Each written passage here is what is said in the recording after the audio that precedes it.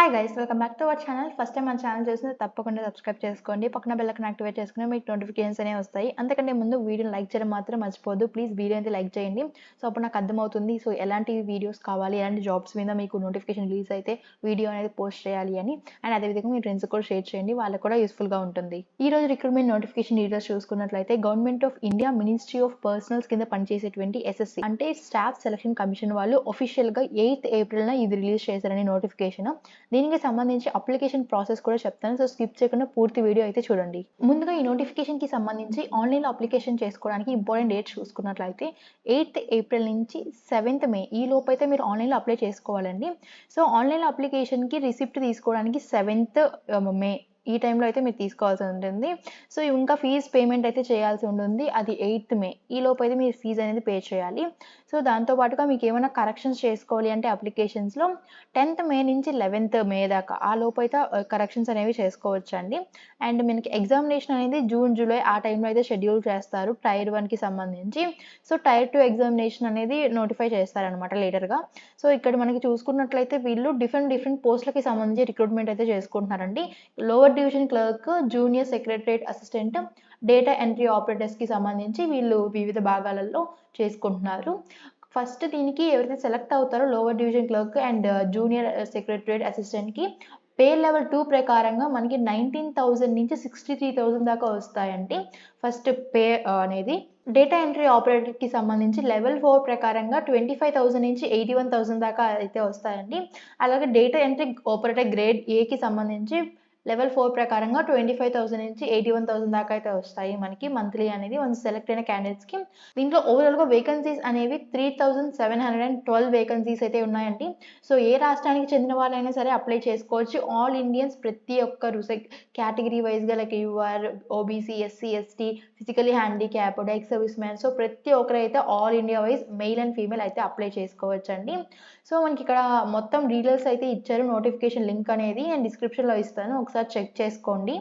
ఇక్కడ age limit చూసుకున్నట్లయితే first 8th 2024 నాటికి ఎవరికైతే 18 to 27 ఇయర్స్ ఉంటాయో వాళ్ళైతే అప్లై చేసుకోవచ్చు. ఏజ్ రిలాక్సేషన్ కూడా ఇచ్చారు. ఎస్సీ ఎస్టీ క్యాండిడేట్స్కి 5 years, ఓబీసీ వాళ్ళకి 3 years, ఫిజికల్లీ హ్యాండిక్యాప్స్లో అన్రిజర్వ్డ్ ఉంటారు కదా వాళ్ళకి 10 years ఇచ్చారు, ఓబీసీ వాళ్ళకి 13 ఇచ్చారు, ఎస్సీ ఎస్టీ వాళ్ళకి 15 years దాకా ఇచ్చారండి, ఎక్స్ సర్వీస్ మ్యాన్ వాళ్ళకి 3 years దాకా ఇచ్చారు, ఇంకా డిఫెన్స్ పర్సనల్ డిజేబుల్ వాళ్ళకి 3 years దాకా ఇచ్చారు. అండ్ డిఫెన్స్ పర్సనల్ డిజేబుల్లో ఎస్సీ ఎస్టీ క్యాండిడేట్స్కి అయితే 8 years దాకా ఇచ్చారండి. సెంట్రల్ గవర్నమెంట్ సివిలియన్ ఎంప్లాయీస్కి అయితే సో అప్ టు 40 years దాకా ఇచ్చారండి. సో దీంట్లో కూడా ఎస్సీ ఎస్టీ క్యాండిడేట్స్కి 45 years దాకా ఇచ్చారు. విడోస్, డివోర్స్డ్ ఉమెన్ ఉంటారు కదా వాళ్ళకి 35 years దాకా ఇచ్చారు.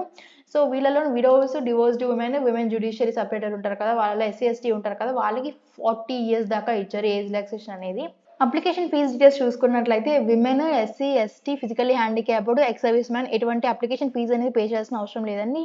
మిగతా జనరల్ అండ్ ఓబీసీ వాళ్ళు 100 రూపీస్ పే చేయాల్సి ఉంటుంది. అది కూడా ఆన్లైన్లో మాత్రమే పే చేయాలి.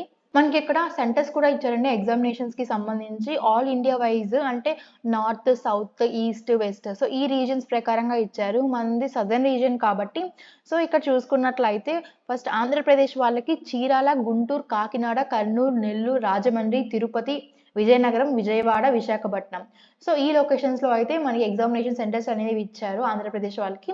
తెలంగాణ వాళ్ళకైతే హైదరాబాద్, కరీంనగర్, వరంగల్, సో ఈ 3 ప్లేసెస్లో అయితే ఎగ్జామినేషన్ సెంటర్స్ అనేవి ఇచ్చారు. ఈ పోస్టులకి సంబంధించి సెలక్షన్ ప్రాసెస్ చూసుకున్నట్లయితే మనకి 2 ఎగ్జామినేషన్స్ అనేవి కండక్ట్ చేస్తారండి, tier 1 and tier 2 computer based examinations. Paper అనేది ఇంగ్లీష్లో మాత్రమే ఉంటుంది.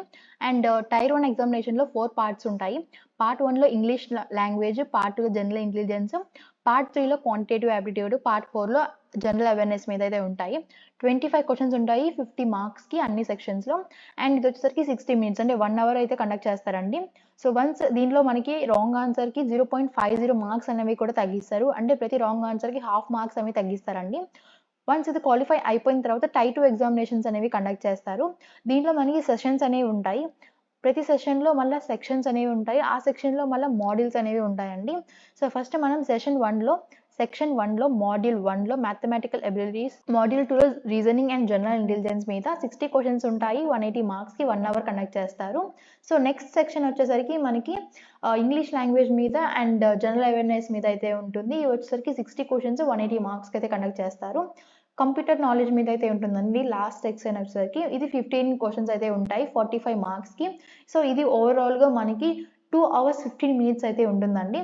సో, నెక్స్ట్ వచ్చేసరికి మనకి స్కిల్ టెస్ట్ అనేది కండక్ట్ చేస్తారు. వన్స్ ఎవరైతే ఈ 2 అనేది క్వాలిఫై అయితారో వాళ్ళకి స్కిల్ టెస్ట్ అనేది కండక్ట్ చేస్తారండి. ఆ స్కిల్ టెస్ట్ కూడా మనకి ఇక్కడ కేటగిరీ వైస్‌గా అంటే పోస్ట్ వైస్‌గా ఇచ్చారు కదా! సో, దాని ద్వారాగా స్కిల్ టెస్ట్ అనేది కండక్ట్ చేస్తారు. ఏ స్కిల్ టెస్ట్ అయినా 15 మినిట్స్ అయితే ఉంటుందండి. ఇక్కడ మనకి సిలబస్ కూడా ఇచ్చారు. సో, ఏ సబ్జెక్ట్స్ మీద ఏ టాపిక్స్ వస్తాయని క్లారిటీగా మెన్షన్ చేశారు. జూన్, జూలై ఎగ్జామ్ ఉంటుంది కాబట్టి ఈ టాపిక్ వైస్‌గా మీరు ప్రిపేర్ అయితే సరిపోతుందండి. Data entry operator and DEO grade ఏకి సంబంధించి ఎంపీసీలో అంటే 12థ్‌లో ఎంపీసీ చేసుంటారు కదా! వాళ్ళైతే అప్లై చేసుకోవచ్చు.